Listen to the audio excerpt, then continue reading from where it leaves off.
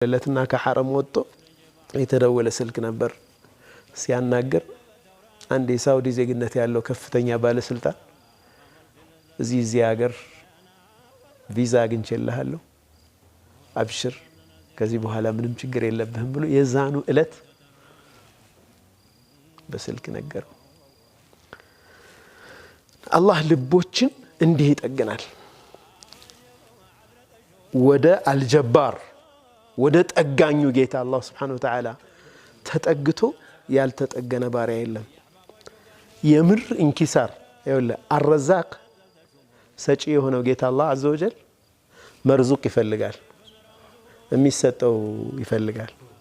አተዋብ ሙዝኒብ ይፈልጋል ወንጀለኛ አለ። አተዋብ ስትል ወንጀለኛ አለ ወደ አላህ የሚዋደቅ። አርዛቅ ስትል ሪዝቅ የሚፈልግ ምስኪን አለ ደሃ አለ። አልጀባር ስትል ሙንከሲር አለ የተሰበረ ሰው አለ። የተሰበረ ካለ ወደሱ ከተጠጋ ይጠግነዋል ማለት ነው። ሱብሃንአላህ አንዳንዴ አልጀባር በኃያልነቱ የሰበረውን ዛሊም ማለት ነው እንደገና ያ ዛሊም ተሰብሮ ይጠግነዋል። ሱብሃንአላህ ዙልም ሰርቷል ተሰበረ ከዛ ወደ አላህ ደግሞ ስብር ብሎ ተመለሰ ከዛ ይጠግነዋል አላህ። احكي لكم قصه ከዚህ ጋር የተያዘ ማለት ነው።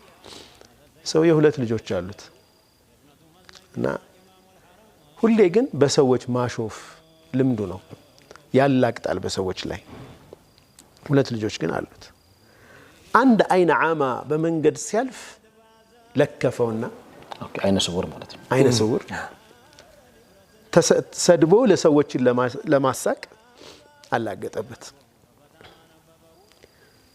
ሶስተኛ ልጁ አይነ ስውር ሆኖ ተወለደ። በጣም ቀልቡ ተሰበረ።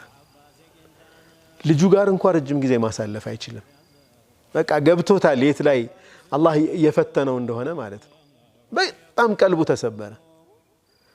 ለረጅም ጊዜ 6 ዓመት እስኪሞላው ድረስ አብሮት አይሆንም። ለእናቱ ሰጧት ማለት ነው። ምክንያቱም ያስታውሰዋል የሆነ ነገር ገብቷል። ሰውየውም በጣም በቃ እንትን ሆኗል ቀልቡ ተሰብሯል ማለት ነው። የሆነ ከዕለታት በአንዱ እናትየዋ ገበያ ምናምን ትሄድና ቤት ውስጥ ትተዋዋለች። አባትየው እንክብካቤ እንዲያደርግለት ለልጁ ማለት ነው። ጁምዓ ነበርና ባባ መስጂድ ወሰደኝ ይለዋል። ተነገጠ። ይህ ልጅ ይሰግዳል እንዴ አለ። መስጂድ ማን ነው የሚወስድ እስከዛሬ ያለው? እናቴ ትወስደኛለች አለው።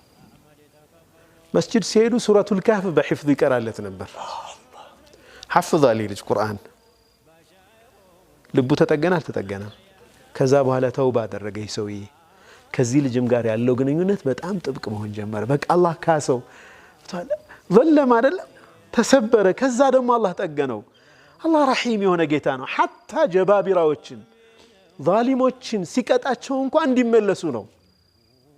አላህ እኮ ረሂም የሆነ ጌታ ነው እንጂ ዝም ብሎ ማጥፋት አይደለም እንዲመለሱ ነው።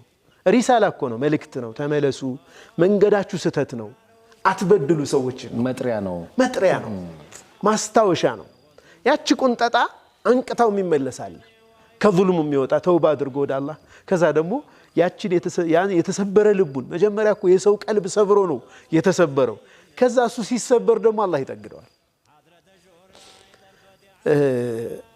ሐቂቃ ከአልጀባር ጋር ተያይዞ ቁርአን ላይ የተጠቀሰው የነብዩላህ ሙሳ እናት ታሪክ والله እኔ በቃ قصص القرآن ውስጥ ልቤን እንዲህ የሚይዘኝ ታሪክ ማለት የዚች እናት ታሪክ ልጇን ጣዩ ተብላ على في الارض فرعون እኮ ان فرعون على في الارض በጣም በቃ አምባገነን ሆነ ይላል እኮ አላህ። ጥግ ደረሰ የኩራቱ የአምባገነንነቱ የዙልሙ ጫፍ። يقتل ابناءهم ويستحيي نساءهم ወንድ ልጆቻቸውን እየጨፈጨፈ እየገደለ ሴቶቻቸውን ይተዋል። እንደው መዋለድ እንኳን እንዳያቆሙ ለባርነት 1 ዓመት እያለፍኩ 1 ዓመት እገላለሁ አለ። በሚገልበት